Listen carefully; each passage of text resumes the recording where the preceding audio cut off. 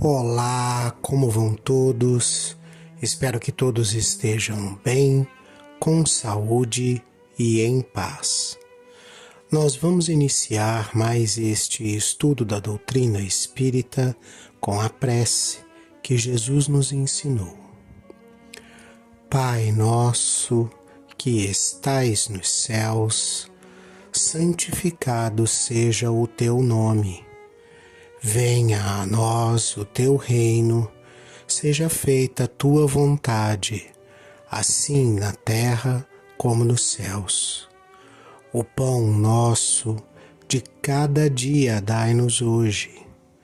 Perdoa, Senhor, as nossas dívidas, na medida em que perdoamos aos nossos devedores. Não nos deixe cair em tentação, livra-nos do mal, que assim seja.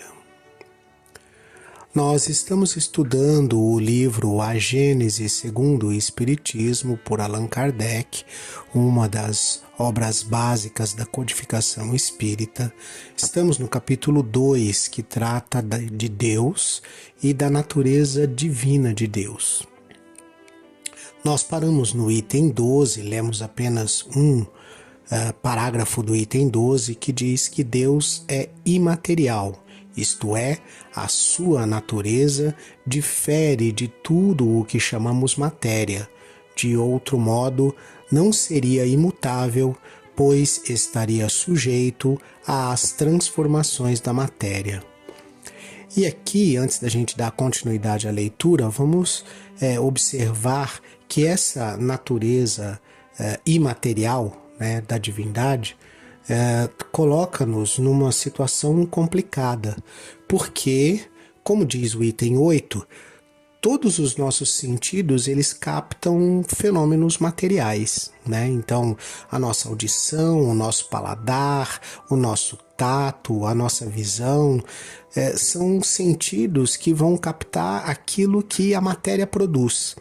Deus sendo imaterial, a gente não vai conseguir captar com esses 5 sentidos que temos nada, vamos dizer assim, que seja de produção material. E Deus sendo imaterial, não vamos conseguir capturar o que é esse material com esses 5 sentidos.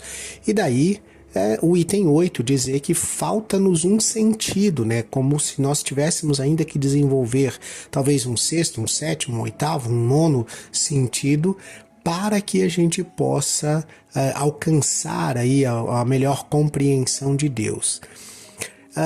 Nos outros itens, que ele diz, por exemplo, que Deus, ele já explicou isso, dizendo que Deus é imutável exatamente por ser imaterial, Então, se Deus tivesse propriedades da matéria, ou se fosse matéria, estaria sujeito às leis às condições de mudança, às condições da matéria, ou seja, dilatação, contração, ruptura e esse tipo de situação, que são coisas, características físicas, propriedades físicas e químicas da matéria. E, consequentemente, Deus seria mutável, ou seja, ele mudaria de estado, por exemplo, entre um estado, para citar exemplos do que a matéria faz, entre um estado gasoso e um estado sólido, por exemplo, E Deus, sendo imutável, não poderia ser, portanto, feito de matéria. A outra coisa que a gente precisa referir ao fato de Deus ser imaterial é a questão de ser eterno, ou seja, de não ter sido criado e de existir sempre, de estar desde sempre olhando para o início. Então, quando a gente olha para o início, no sentido do início, Deus é infinito, ou seja, você não consegue estabelecer quando é o início de Deus. porque se você conseguisse estabelecer o início de Deus, você consequentemente estabeleceria a sua criação e consequentemente precisaria de um criador para essa criação. E quando você olha para o final, né, no sentido de olhar para frente até onde Deus vai, você também não encontra um fim. Então, quando é infinito para os dois lados, infinito para o início e infinito para o fim, a gente diz eterno. Porque se Deus tivesse um fim, o que é que aconteceria depois disso? Seria necessário um outro Deus, ou aquele que seria Deus, para dar ou continuidade ao fim, ou para reiniciar a partir do fim. Né? Deus sendo o princípio de todas as coisas, como diz a pergunta 1 de O Livro dos Espíritos, nos coloca, né, nesse looping de criação e destruição, porém sem que ele próprio tenha sido criado ou necessite ser destruído. Né? E quando a gente o coloca como causa primeira de todas as coisas, é necessário essa eternidade. Por isso, ele ser imaterial. E além disso, né, a suprema e soberana inteligência. Né? Então, qualquer inteligência material, e hoje em dia nós temos aí diversos exemplos das tais inteligências artificiais, qualquer inteligência que tenha sido criada por outra inteligência passa a ser criação dessa inteligência e não uma inteligência soberana, uma inteligência suprema que está acima de todas as outras.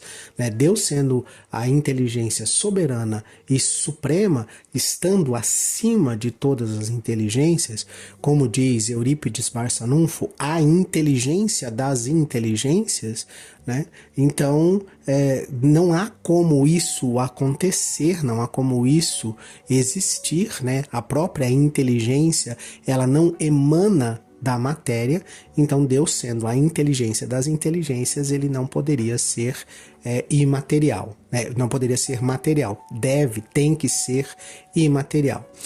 E aí, a gente está nesse item 12 agora, vamos dar continuidade à leitura para desenvolver esse raciocínio. Ele diz o seguinte: Deus carece de forma apreciável pelos nossos sentidos, aquilo que eu comentei há pouco, sem o que seria matéria. Dizemos a mão de Deus, o olho de Deus, a boca de Deus, porque o homem, nada mais conhecendo além de si mesmo, toma a si próprio por termo de comparação para tudo o que não compreende. São ridículas essas imagens em que Deus é representado pela figura de um ancião de longas barbas e envolto num manto. Tem o inconveniente de rebaixar o ente supremo até as mesquinhas proporções da humanidade. Daí a lhe emprestarem as paixões humanas e a fazerem-no um Deus colérico e cioso, não vai mais que um passo. Então, quando todas essas ideias de vingança de Deus, essas ideias de castigo vindo de Deus, essas ideias de punição vindas de Deus, elas estão relacionadas a essa nossa tentativa de limitar o ente supremo, né, a inteligência das inteligências, a um formato humano. Né? Por isso que ele diz que são ridículas as imagens de tentar apresentar Deus como um velho, né, um ancião de barbas brancas e vestindo um manto. Isso é uma criação de imagem que nós, na nossa imperfeição e na nossa impossibilidade de compreender algo além do que os nossos sentidos conseguem perceber, é que criamos, é que colocamos, é que fazemos. Mas Deus, sendo a inteligência das inteligências, sendo imaterial, ele, como diz o texto, carece no sentido de não precisar, ele não precisa de forma apreciável aos nossos sentidos. E é por isso que a gente precisa se desenvolver para desenvolver o sentido que nos falta para compreender a Deus. Da mesma forma que desenvolvemos a fala, da mesma forma que desenvolvemos o raciocínio contínuo, da mesma forma que desenvolvemos todas as conquistas da nossa inteligência até então, falta-nos desenvolver ainda mais a nossa inteligência, a nossa capacidade de compreensão, a nossa capacidade de percepção através dos sentidos para compreender melhor a Deus. E aí a gente entra no 13º item aqui, que é Deus é onipotente. Se não possuísse o poder supremo, sempre se poderia conceber uma entidade mais poderosa e assim por diante, até chegar-se ao ser cuja potencialidade nenhum outro ultrapassasse. Esse, então, é que seria Deus. E aí vem, vamos colocar assim, o sonho, ou o pesadelo, o desespero ou a crença de que a criatura um dia superará ou ultrapassará o seu próprio Criador. Daí vem os nossos medos, por exemplo, da inteligência artificial nos superar. E também é desse conceito, dessa ideia de que a criatura superará o Criador, que a gente anseia com a ideia de um dia, aspas, tomar, se isso é possível, o poder de Deus e sermos nós, o ser supremo, o manda-chuva do universo, o todo-poderoso. O que só demonstra quão mesquinhas são as proporções que a gente precisa ainda construir para Deus para atender às nossas vaidades, os nossos orgulhos e o nosso egoísmo. Então, quando você concebe um Deus que é infinito em todas as suas possibilidades, você não consegue estabelecer um limite e, consequentemente, não estabelecendo um limite, não há o que ultrapassar, não há um ponto aonde você chega e daqui, se você ultrapassar, você supera Deus. Quando entendemos que Deus é eterno em todos os sentidos, em todas as direções, em todas as interpretações que nós possamos fazer, não há um limite aonde eu consiga, a partir daqui, eu desenvolvi mais do que Deus e eu, criatura, estou superior a Deus e vou tomar conta do universo no lugar dele e ele passa a ser meu subordinado. Que é essa a ideia que a gente alimenta e é exatamente essa a ideia vaidosa e ridícula que faz com que a gente insista nesse processo de tentar limitar a divindade a algo que tenha em algum ponto, algum limite de poder, algum limite que possa ser suplantado e, portanto, eu ultrapassar. Quando a gente faz o entendimento correto de Deus, então a gente consegue compreender essa onipotência. Então, toda a potência, todo o poder parte de Deus e é compartilhado entre as suas criaturas. Toda a potência, todo o poder, toda a inteligência, toda a capacidade de criação parte de Deus e é compartilhado entre aqueles que atingiram a capacidade de compreender as suas diretrizes, de compreender as suas leis e de colocar essas leis em prática pelo bem da humanidade, não da humanidade terrestre, mas da humanidade universal, da humanidade de todos os universos e de todas as criaturas que são criação de Deus. Então, enquanto a gente não conseguir nos purificar desse orgulho, dessa vaidade, desse egoísmo que tenta transformar Deus em algo limitado que eu consiga ultrapassar, nós vamos sofrer, porque Deus é onipotente. O fato de eu querer que ele não seja a onipotência para que eu possa superá-la, não muda o fato de Deus ser onipotência, ou seja, da mesma forma que ele é a inteligência das inteligências, ele é a potência das potências, o ser supremo do universo. É dele que demanda todo o poder compartilhado no universo.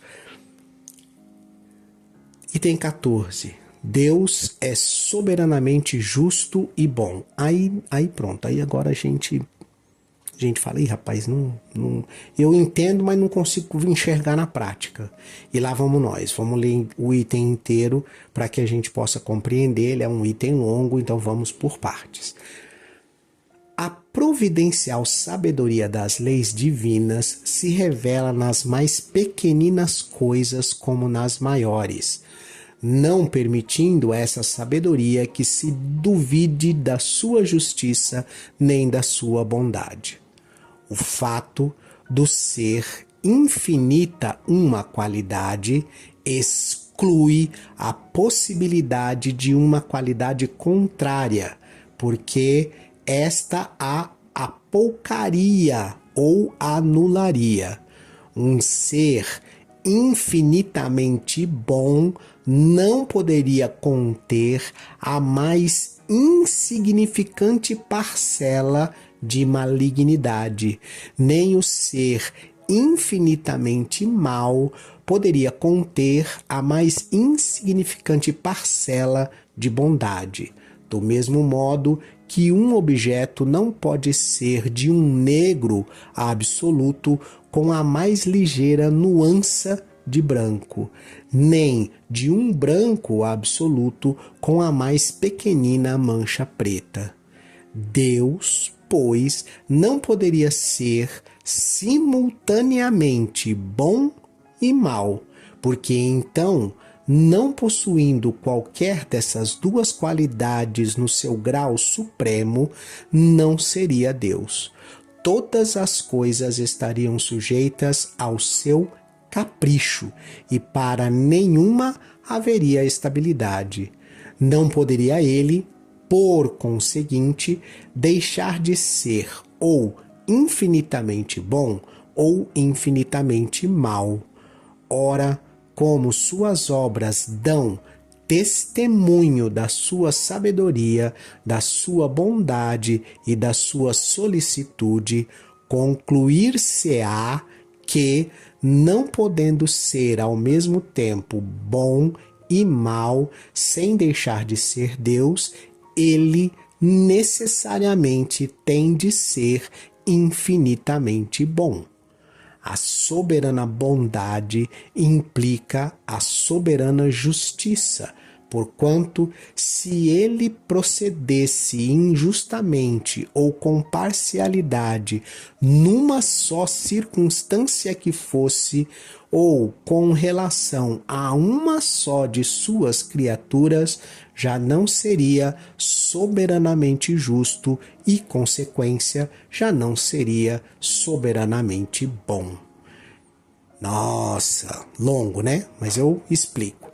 Então, primeiro, perceberam que não dá para ser justo sem ser bom, nem ser bom sem ser justo, porque a justiça e a bondade são complementares. Você precisa ter um senso extremamente avançado de justiça para conseguir ser extremamente bom.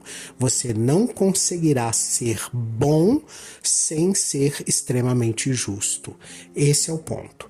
Segundo ponto, quando a gente diz infinitamente bom, e ele deixa isso muito claro no texto, você não infinito bom se tiver um único ponto, naquele ponto em que há malignidade, ou seja, naquele ponto em que existe o mal, aquele ponto rompe a ideia do infinito, né? Então, ele é infinito menos em um ponto. Como é menos em um ponto, não é infinito, né? Então, não importa quão mínimo seja esse ponto, quão pequeno seja esse ponto, se naquele ponto ele não foi justo, ele não foi bom, então a infinita justiça, a infinita bondade está comprometida.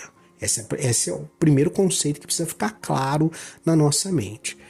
O segundo conceito é: como pode um ser que é infinitamente bom fazer algo de mal? No que ele faz algo de mal, no que ele exerce algo de injusto, a soberana justiça, a infinita justiça desaparece, a soberana bondade, a infinita bondade desaparece naquele ato.